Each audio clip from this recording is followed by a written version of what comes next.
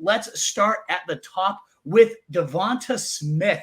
And I'm going to let you start, Mo. We're going to go with the positives first, and that kind of gives it away. I'm on the negative side here with DeVonta Smith, and I don't hate the player at all. In fact, I actually really love the guy's game, but I've got a few reasons why I'm not quite as high on him, at least at his current ADP. So I'd love to hear your case, Mo. Why are you higher on DeVonta Smith than myself? I just want to preface this by saying I'm no like DeVonta Smith bull. I'm drafting him right around ADP. I like grabbing him at the 2-3 turn in these best ball drafts, and you see a lot of people doing it to correlate with CeeDee Lamb to get that week 17 correlation going, and I think that's a fair price, just right around the low end wide receiver, or the middling wide receiver 2 threshold is right where I think he should be going, and that's where ADP slots him in. And I'm more just curious to hear why you're all the way out on him, or not all the way out, but a significant step back than the market. I mean, we're talking about a guy who's been fairly consistent in the last 2 seasons, just about 1,100 yards, 7 touchdowns, 14 to 15 fantasy points per game in both of the last 2 seasons. And he's broke 1,000 yards in 2 straight seasons. It was 2 back-to-back seasons, of the first time in Eagles franchise history with multiple 1,000-yard receivers, being A.J. Brown and DeVonta Smith. And in 2022, we've seen that he has the ability to earn 130-plus targets. So we're talking about one of the most dynamic 1-2 punches at the wide receiver position in the NFL. And the last 2 seasons, he's been a fairly consistent wide receiver too. He has his spike weeks, and he's not going to be the most consistent guy given the presence of A.J. Brown. But I mean, he's consistently produced as a quality fantasy asset. But things are changing this year. We've got Kellen Moore entering the fray in Philadelphia. And if you stuck around for these shows last year, you knew I was really bullish on Kellen Moore heading over to Los Angeles. It didn't really work out given all the injuries and other things going on there in Los Angeles. But moving back to Philadelphia last year, the critiques of this offense were that it was just kind of stale and stalling out throughout or over the course of the season. And I just don't see that happening with Kellen Moore. From an overall macro perspective, Kellen Moore's consistently delivered quality offenses at an NFL level. Before he was with the Los Angeles Chargers last year, but prior to that, he was the 4 years as the offensive coordinator in Dallas. And he had 3 full years with Dak Prescott as his quarterback. Prescott was injured in 2022, and you got that mix of like Andy Dalton and all those random guys, Ben DiNucci getting starts. So kind of throw that one out the window. But in those 3 full years with Dak Prescott, the Cowboys ranked 6th, 1st, and 4th in total scoring offense, 1st, and 11th in total yardage gained during those seasons. So pretty high quality performances. And then kind of shrinking it down, looking to a less macro perspective, Kellen Moore has been a very fantasy-friendly offensive coordinator throughout his career. Just anecdotally, you think about the seasons that CeeDee Lamb and Keenan Allen last year had under Kellen Moore. Some of their best years, CeeDee Lamb obviously went on to absolutely go nuclear last season, but still really high-quality fantasy performances in a Kellen Moore offense. And you might be asking, like, how can an offensive coordinator make this environment so fantasy friendly? It's because he provides receivers with those layup targets that we consistently talk about, and he uses motion at a really high rate to give receivers those layup targets. He used motion on 58% of dropbacks, or 58% of snaps last year, which was the 5th highest rate in the league. The Eagles last year ranked 30th in this metric, and they just really didn't utilize motion to get their wide receivers into those easy looks, get them those layup targets. And we know that motion has a really high value in terms of its correlation of fantasy points. On routes where wide receivers were put into motion, on average, this is courtesy of Dwayne McFarland over at Fantasy Life, he found that on routes where receivers are in motion, they score 55% more fantasy points than on routes where they're not in motion. And I think Smith is a candidate to see some of those looks. A.J. Brown is obviously a candidate as well, given his like immense YAC ability. But Smith is that slot guy. They've both been successful on shorter routes, and I just think that this offense is going to be humming and firing on all cylinders under Kellen Moore. I'm just really bullish on what he can do in terms of the consistency and the overall offensive output that he brings to this offense. So I just want to be buying shares of this Eagles offense left and right, and that includes getting DeVonta Smith at cost. I think you outlined a lot of interesting takes there, and certainly the ceiling take is Kellen Moore taking this offense to a new level.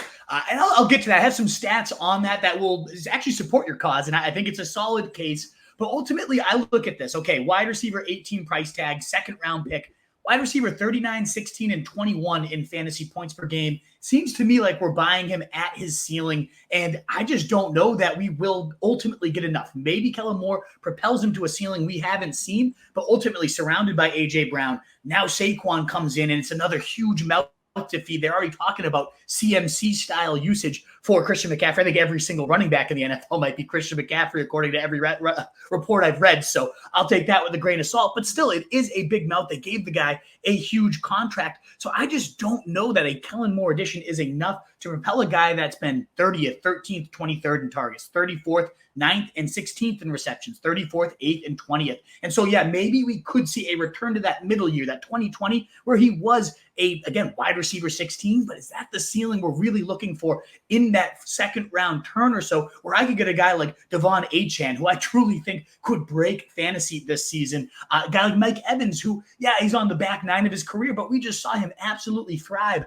with Baker Mayfield. I do think this is more of a bump. This guy in the big board was going round 3-4 turn. I was loading up all day on DeVonta Smith. I love that price tag. It seems to me like people are correlation is so important. I know the week 17 in best ball and how much it matters. We have a whole show on that, but ultimately he's jumped nearly a full round for the sake of correlation, in my opinion. And to me, he's really going to be dependent on getting that slot role in Kellen Moore's offense. Now, if he does, if I'm reading this offseason that he is the clear-cut go-to slot guy in camp, okay, I will definitely change my tune. I would love him at the end of round 2 if that's the case. You already outlined the fact you're top 5 in yards from scrimmage in 4 or 5 seasons for Kellen Moore, top 6 in points per game 4 or 5 years, top 4 in situation neutral pace 4 or 5, top 7 in plays per game in all 5 seasons, and then all the motion stuff you mentioned. There's so many good statistics. Jacob Gibbs has a phenomenal tweet thread on this where he talks about CeeDee Lamb, Keenan Allen. They thrive because of that motion usage, moving into the slot, getting favorable matchups.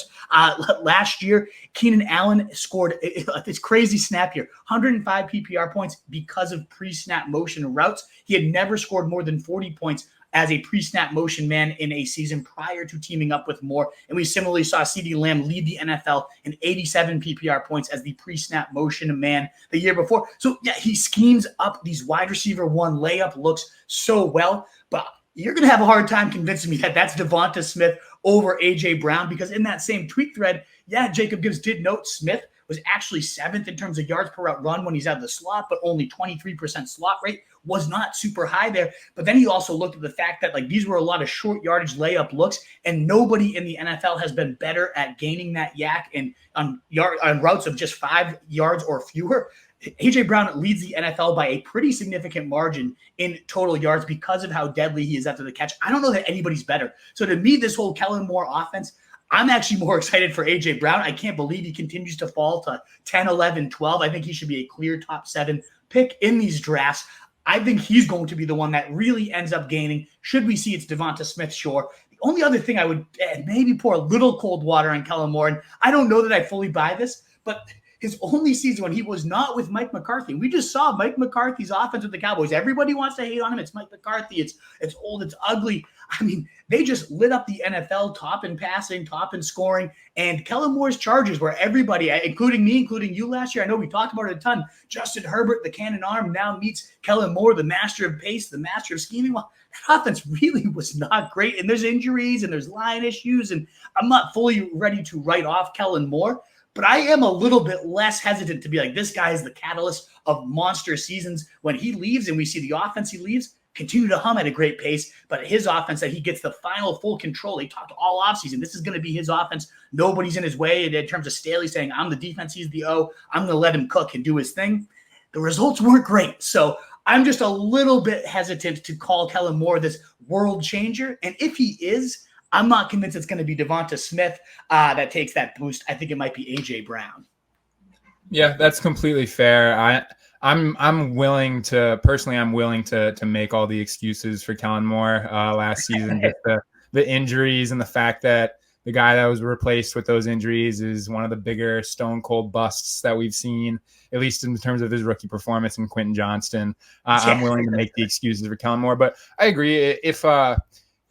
We'll have to, hopefully we'll just get some sort of quote and some clarification on who is getting those like slot looks and those motion routes and those layup targets in training camp. Something comes out like during an interview, or just some beat reporter notices something during camp. That would be ideal, but I'm just looking to buy this offense regardless. So that's just kind of my philosophy of where I'm at now. And you know how much of an AJ Brown bull I have been during Yeah, these drafts. absolutely. So. I think that's fair, and I would not be shocked at all if this offense does end up lighting it up and Kellen Moore gets a resurgence. I think the piece that I'm not fully in on at that price is DeVonta Smith right now. But hey, we'll see how it shakes out. Definitely one of the most important training camp stories to monitor will be who is in the slot. If we get like AJ Brown and slot reports coming out of camp, like he's the clear dominant guy and he's getting Keenan Allen, CeeDee Lamb usage, we should expect wide receiver 2-3 numbers out of AJ Brown in that type of role. And DeVonta Smith, if it's going to be him, yeah, top 10 upside would be there. I'll have to see that before I believe it and buy in at this price that he's currently going at. What is up, you fantasy wolf? Thanks so much for tuning in. If you haven't already, share your thoughts in the comments, check out some more videos, and join the newest Wolfpack by subscribing below.